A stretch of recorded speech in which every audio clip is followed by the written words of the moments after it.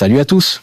Ce matin, le 29 avril 2026, aux 60 jours de cette guerre, deux choses se produisent simultanément et révèlent exactement où en est ce conflit. L'Iran se prépare à soumettre une proposition de paix révisée au médiateur pakistanais dans les prochains jours.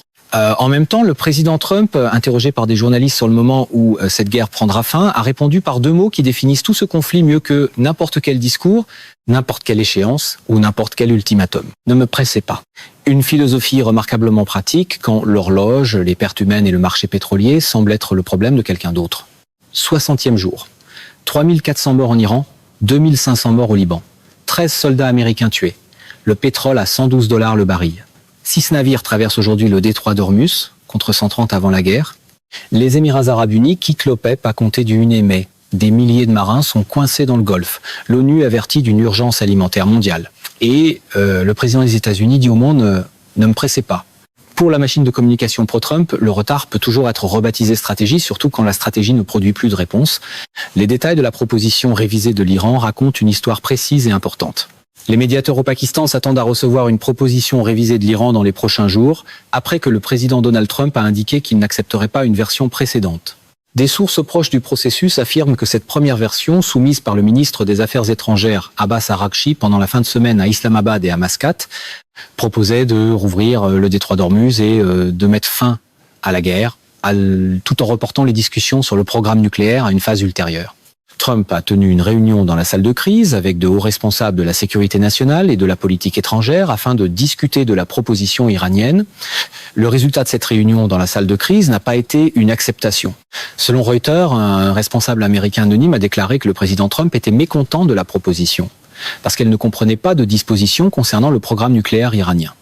Le responsable a noté qu'il n'aimait pas vraiment la proposition. Cette formule compte. Il n'aime pas vraiment la proposition. C'est le langage d'un homme qui croit avoir tout le temps du monde, exactement ce que Trump a dit le 23 avril lorsqu'on lui a demandé un échéancier. Puis le 29 avril, lorsqu'on lui a posé de nouveau la question, il a répondu « ne me pressez pas ». C'est le genre de minimalisme de salle de presse qui sonne décisif jusqu'à ce qu'on se rappelle que deux mots ne font pas une politique. 60 jours, 13 soldats américains, du pétrole à $112, et le président se présente encore comme quelqu'un qui a tout le temps du monde et qui refuse d'être pressé. Mais la situation d'aujourd'hui est différente de celle d'hier. Des sources affirment que le ministre iranien des Affaires étrangères Abbas Araghchi devait rentrer aujourd'hui à Téhéran après une visite en Russie et qu'il doit consulter les dirigeants du régime. Ce processus est lent en raison de la difficulté à communiquer avec le guide suprême Mojtaba Khamenei, dont l'emplacement est gardé secret. La difficulté à communiquer avec le guide suprême dont l'emplacement est gardé secret est l'élément de contexte le plus important pour comprendre pourquoi la proposition révisée de l'Iran n'est pas encore arrivée et pourquoi elle pourrait encore prendre plusieurs jours. L'homme qui doit autoriser toute concession iranienne significative sur la question nucléaire, le guide suprême Mojtaba Khamenei, fils d'Ali Khamenei, tué le 28 février, change secrètement d'endroit pour éviter une assassination.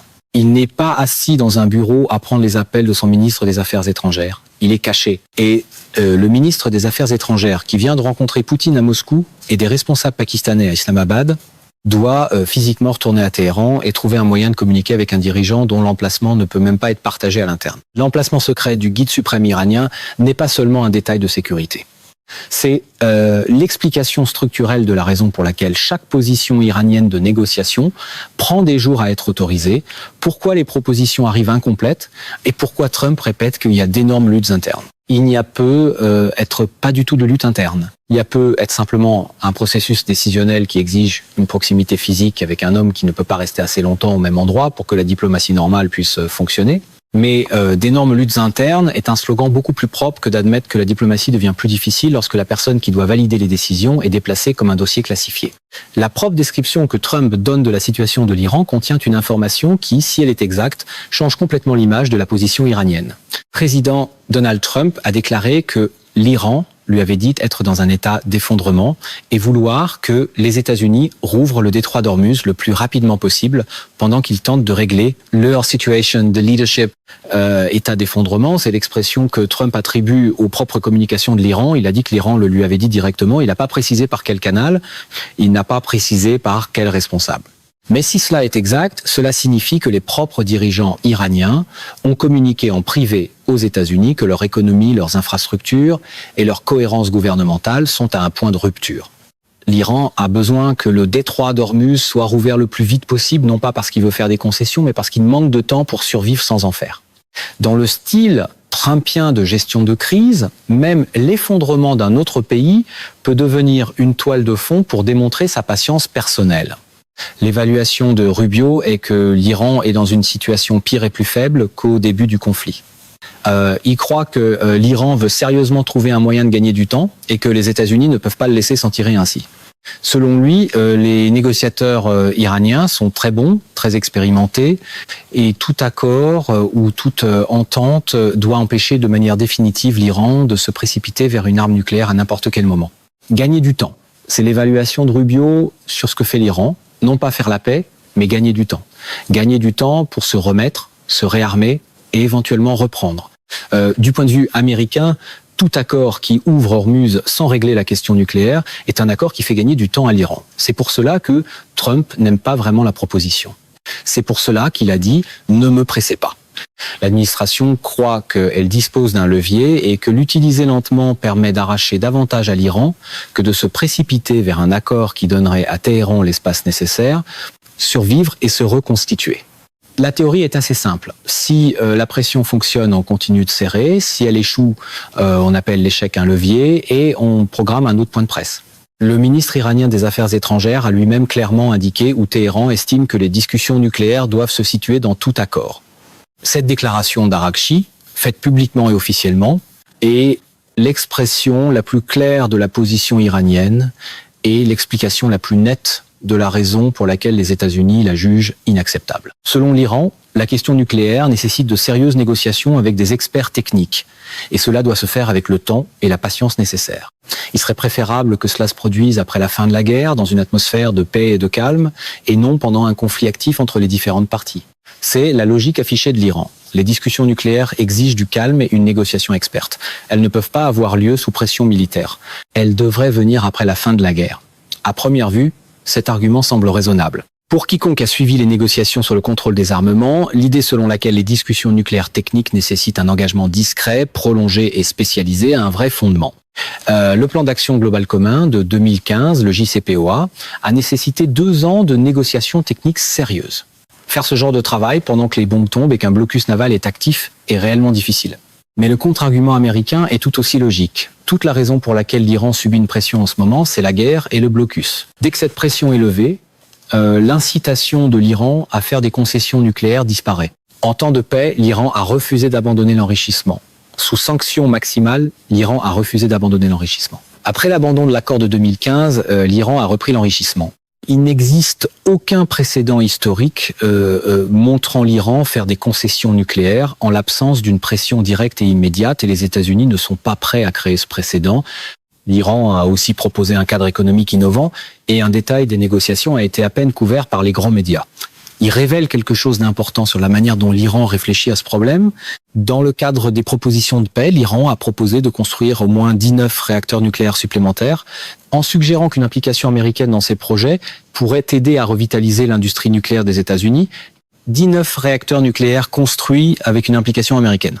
L'Iran propose essentiellement une autre voie. Au lieu de démanteler son programme nucléaire, il veut bâtir une industrie civile de l'énergie nucléaire avec des entreprises américaines comme partenaires. Les entreprises américaines construisent les réacteurs, les entreprises américaines font des profits, l'Iran obtient de l'énergie et une légitimité internationale pour un programme nucléaire civil, et la question de l'enrichissement est intégrée dans un programme civil encadré avec une présence américaine sur le terrain. Cette proposition, selon des sources, n'a finalement pas été officiellement soumise, car une allocution prévue d'Arakchi pour l'annoncer a été annulée. Mais son existence révèle la créativité iranienne dans la négociation. Ce n'est pas un pays qui se contente de bloquer. C'est un pays qui propose des cadres, des contre-propositions, des partenariats économiques, des processus par étapes, et chacune de ces propositions se heurte au même mur. L'enrichissement. Tant que l'Iran insiste sur son droit d'enrichir l'uranium à n'importe quel niveau, les États-Unis n'accepteront aucun cadre comme suffisant. Parce que l'enrichissement est la capacité, pas l'arme. Et les États-Unis ne font pas confiance à l'Iran pour posséder cette capacité sans finir par construire l'arme. Pour un mouvement qui adore appeler tout et n'importe quoi un accord, la partie difficile reste de gérer ce qui ne peut pas entrer dans un slogan de campagne. La loi sur les pouvoirs de guerre, le War Powers Act, compte maintenant parce qu'il ne s'agit pas seulement du 60e jour de la guerre. Des républicains du Sénat ont indiqué qu'ils s'attendent à ce que la Maison-Blanche rende des comptes au Congrès sur la guerre contre l'Iran, alors que le conflit atteint l'échéance légale pour demander l'autorisation des législateurs. La sénatrice Susan Collins, qui dirige le comité sénatorial des crédits, a déclaré à CNN qu'après le délai de 60 jours prévu par le War Powers Act, qui devrait arriver à la fin de cette semaine, le président doit obtenir l'approbation du Congrès ou le Congrès peut bloquer l'action. Ce sont les deux choix, mais il doit y avoir une action du Congrès. Deux choix, l'approbation du Congrès ou le blocage par le Congrès. La sénatrice Collins est républicaine, présidente du comité sénatorial des crédits, et elle affirme publiquement que le War Powers Act exige une action. Le sénateur Mike Rounds a déclaré à CNN qu'il serait surpris si le président Donald Trump ne demandait pas de prolonger de 30 jours supplémentaires le délai d'autorisation du Congrès, ce que le président peut légalement faire s'il peut justifier que cela est nécessaire pour se désengager en toute sécurité. 30 jours supplémentaires, c'est la soupape procédurale. Mais même cette prolongation de 30 jours exige que Trump la justifie comme nécessaire pour se désengager en toute sécurité. En ce moment, Trump dit qu'il a tout le temps du monde et qu'il ne veut pas être pressé. Ces deux affirmations, avoir tout le temps du monde et se désengager en toute sécurité, ne sont pas compatibles. Et le Congrès, y compris des membres du propre parti de Trump, commence à s'en rendre compte. Même le Congrès finit par entendre la différence entre ne me pressez pas et j'ai un problème d'autorisation légale. Le portrait économique du 60 jours apporte une série de faits que chaque personne aux États-Unis et chaque pays du monde vit désormais concrètement. Le pétrole brut Brent a dépassé $112 le baril mardi, selon Trading Economics, signe d'une instabilité persistante des marchés au cœur de la crise énergétique en cours, $112. Il était à $60 au début de l'année. Il était à $73 la veille de la guerre. Chaque dollar au-dessus de $73 représente le coût de cette guerre par baril de pétrole multiplié par les quelques 100 millions de barils que le monde consomme chaque jour. Cela représente des milliards de dollars par jour transférés des consommateurs, des entreprises et des gouvernements vers les sociétés énergétiques, les États pétroliers et tous ceux qui peuvent encore faire circuler du pétrole par des routes alternatives. Total Energy, le géant français de l'énergie, a annoncé une hausse de 29% de ses bénéfices pour les 3 premiers mois de l'année, en partie grâce à la hausse du prix du pétrole. Les sociétés énergétiques affichent leurs meilleurs bénéfices depuis des années. Land Fuel Poverty Coalition a déclaré cette semaine que ces profits astronomiques rappellent brutalement que lorsque les conflits font monter les prix du pétrole et du gaz, les sociétés énergétiques engrangent les profits et les ménages paient. Les ménages paient. Chaque ménage, chaque plein d'essence, chaque facture de chauffage, chaque facture d'épicerie qui a augmenté à cause des coûts de transport depuis le 28 février paie le prix de ce conflit. Et Trump dit « Ne me pressez pas ». Apparemment, la patience se vend plus facilement quand la facture arrive à la pompe plutôt qu'au podium. Les Émirats arabes unis, à compter du Yémen, se retirent de l'OPEP, le cartel pétrolier dont ils sont membres depuis des décennies. Les Émirats arabes unis ont pris cette décision maintenant parce que la fermeture du détroit d'Ormuz limitera l'impact de leur sortie sur le marché pétrolier. Le ministre de l'énergie du pays a déclaré à CNN qu'à long terme, les Émirats arabes unis pourraient pomper 1 million de barils de plus par jour en quittant l'OPEP, mais pas aujourd'hui, parce qu'aujourd'hui seulement 6 navires tentent de traverser le détroit. Le deuxième plus grand producteur de pétrole au monde quitte le cartel qui était censé gérer les marchés pétroliers mondiaux parce que ce cartel ne fonctionne plus lorsque la voie maritime par laquelle le pétrole de ses membres était censé circuler est fermée. Le dernier élément de contexte explique pourquoi même un accord réussi, lorsqu'il arrivera, pourrait ne pas ramener le monde aux arrangements qui existaient le 27 février.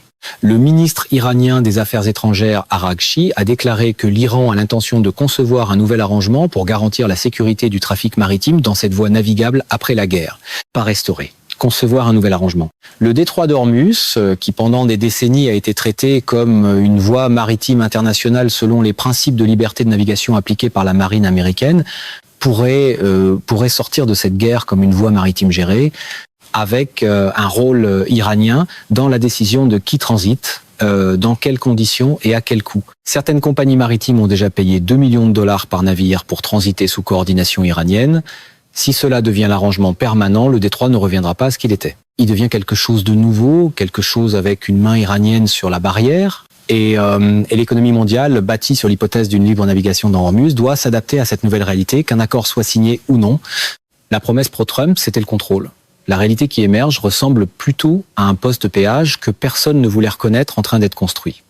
Voilà le résultat stratégique du 60 jours. Pas une victoire, pas une défaite, quelque chose entre les deux que les deux camps peuvent revendiquer qu'aucun des deux ne voulait. La guerre qui devait se terminer en 4 jours a plutôt redéfini l'une des voies maritimes stratégiques les plus importantes du monde, créé les conditions permettant à l'Iran d'obtenir un levier qu'il n'avait jamais eu auparavant, coûté la vie à 3400 Iraniens et à 13 Américains, fait passer le pétrole de $60 à $112, déclenché les premiers pourparlers directs entre les États-Unis et l'Iran depuis 1979, fait échouer ces pourparlers, produit une proposition révisée encore en cours d'écriture et donné au monde un président qui dit « ne me pressez pas aux 60 jours ». 4 jours sont devenus 60 et le retard est encore présenté comme si le calendrier lui-même négociait mal. Voici où en sont les choses le 29 avril 2026, 60 jours de cette guerre. L'Iran prépare une proposition de paix révisée. Elle arrivera au Pakistan dans les prochains jours. Araghchi est à Téhéran pour consulter les dirigeants, y compris un guide suprême dont l'emplacement est gardé secret pour prévenir un assassinat. Trump dit qu'il n'aime pas vraiment la première proposition parce qu'elle met le nucléaire de côté. Rubio dit que l'Iran gagne du temps. Trump dit que l'Iran lui a dit être dans un état d'effondrement. Trump dit « ne me pressez pas ». Le pétrole est à $112. Les Émirats arabes unis quittent l'OPEP le 1 mai. 6 navires sont dans le détroit aujourd'hui.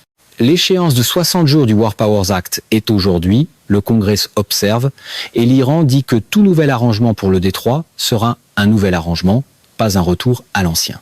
60 jours, ne me pressez pas, un slogan assez court pour les caméras et assez long pour couvrir une crise qui cherche encore une sortie. Mesdames et messieurs, notre émission d'aujourd'hui s'arrête ici. Nous vous invitons à partager votre avis personnel dans la section des commentaires ci-dessous. Pouvoir, vérité vous salue et vous donne rendez-vous très bientôt.